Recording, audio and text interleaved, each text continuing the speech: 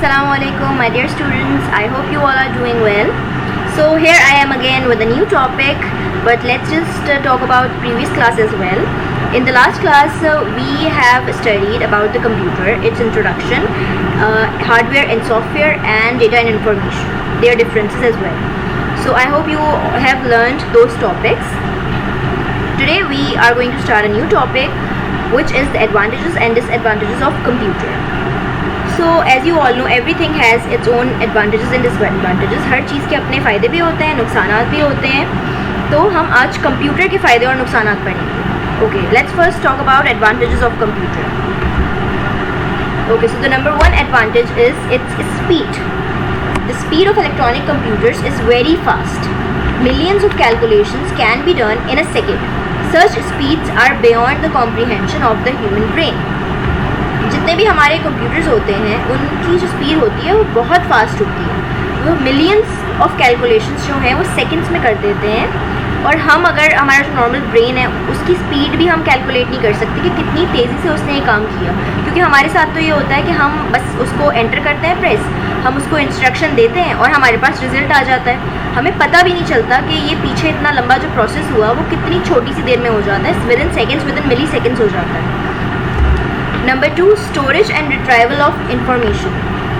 Computer can store large amount of data, instructions and information on its internal memory, and the same can be easily accessed and retrieved. Computer की हमारी बहुत ज़्यादा memory होती है और वो जितना भी ये लार्ज अमाउंट ऑफ डेटा हम उसको डेटा दें, इंस्ट्रक्शंस दें, इन्फॉर्मेशन दें, वो सब अपनी इंटरनल मेमोरी में स्टोर करता जाता है. और वो हम कभी भी रिट्राइव, हम कभी भी उसको चेक कर सकते हैं, देख सकते हैं. अगर मैं कोई फ़ाइल 1 साल पहले भी सेव की हो मैंने और वो 1 साल बाद भी सेव हो कंप्यूटर में, किसी ने डिलीट ना की हो, तो मैं उसको 1 साल बाद भी देख सकती हूँ. वो उसी कंडीशन में मुझे मिलेगी. Number 3, consistency. Computers do not get bored or tired or lose concentration when performing highly repetitive jobs. Every time the same work is done with equal diligence by the computer. Computer जो है वो थकता भी नहीं है, ना वो bore होता है, ना उसकी कंसंट्रेशन डिवाइड होती है. जैसे हम हैं, अब हम इंसानों को एक ही काम दे दिया जाए, बार बार हम वही काम करते रहें, फिर क्या होगा? हम थक जाएंगे, हम बोर हो जाएंगे, हम करना नहीं चाहेंगे, हमारा ध्यान बटने लगेगा इधर उधर और फिर हम क्या करेंगे? जाकर सो जाएंगे. हमसे नहीं होगा. एक ही काम बार बार हम नहीं कर सकते, हमें रेस्ट भी चाहिए. जबकि कंप्यूटर का ऐसा कोई प्रॉब्लम नहीं. वो एक ही काम को बगैर बोर हुए, बगैर थके, वो आराम से कर सकता है विद इक्वल डिलिजेंस. यानी कि उसको एक्यूरेट भी होगा, वो उसके रिजल्ट में भी कोई प्रॉब्लम नहीं होगी. हमारा तो ये होता है कि हम थक जाते हैं तो हमारी गलत होने लगती हैं कैलकुलेशंस वगैरह, हम गलत आंसर्स देने लगते हैं, जबकि कंप्यूटर के साथ ऐसा नहीं होगा. Okay, number 4, automatic operation.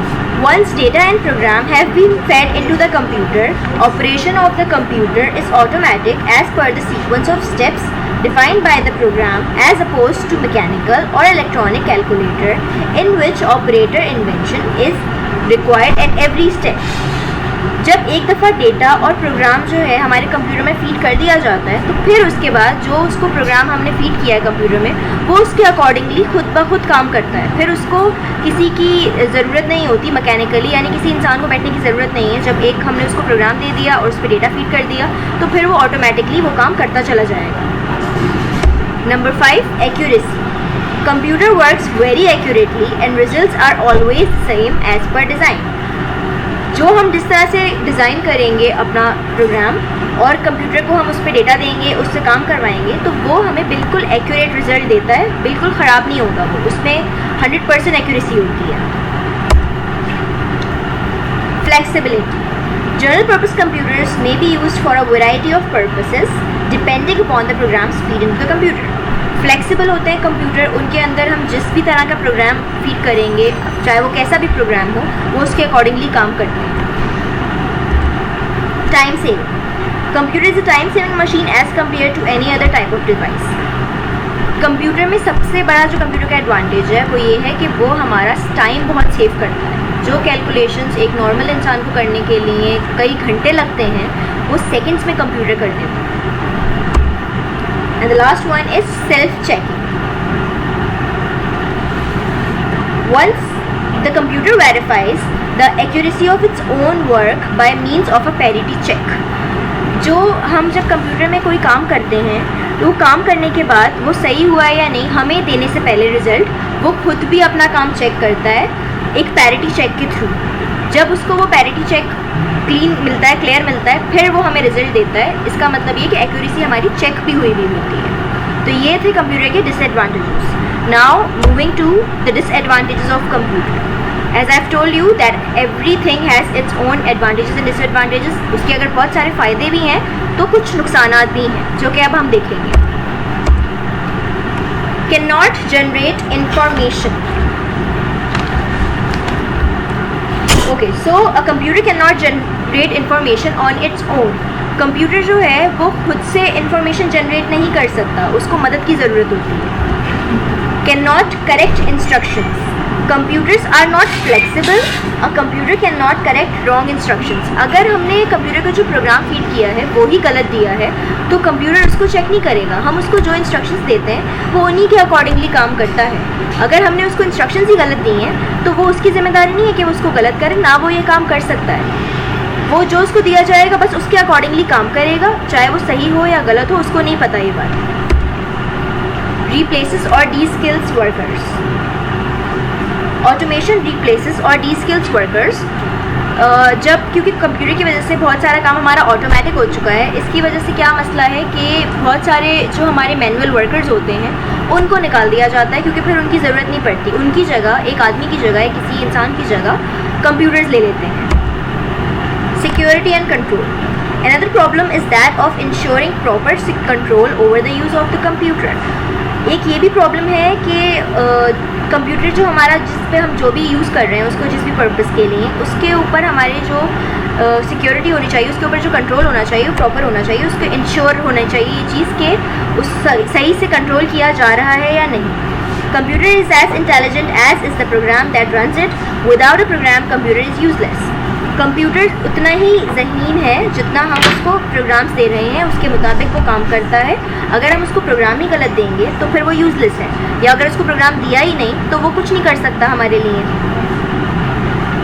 So an organization must protect itself against the malicious abuse of equipment, fraud, errors and accidental mistakes. तो अगर किसी कंपनी में किसी ऑर्गेनाइजेशन में कंप्यूटर्स हैं तो उसके हवाले से जो है कि अगर कंप्यूटर की जो है मिसयूज़ ना हो तो वो कंपनी की अपनी जिम्मेदारी भी है कि फ्रॉड ना हो, उससे उसका कोई अब्यूज़ ना किया जाए। तो ये जिम्मेदारियाँ ऑर्गेनाइजेशन को खुद लेनी होती है। Okay, can not decide. So computer can not decide on its own. Computer खुद फैसले नहीं कर सकता, उसको जो है मदद की ज़रूरत होती है। It can not come up with an original decision. Dependence. What happens if the system fails? There is need of adequate backup facilities. Computer depend करता है, अगर सिस्टम हमारा जो है फेल हो गया तो फिर हम क्या करेंगे? हम तो डिपेंड कर रहे हैं कंप्यूटर के ऊपर, हमारा सारा डेटा वगैरह सब कंप्यूटर में मौजूद है। तो किसी ऑर्गेनाइजेशन के पास अगर कंप्यूटर्स हैं और उसमें ज़्यादातर उसका डेटा मौजूद है तो बैकअप फैसिलिटीज़ भी ज़रूर होनी चाहिए। Loss of data.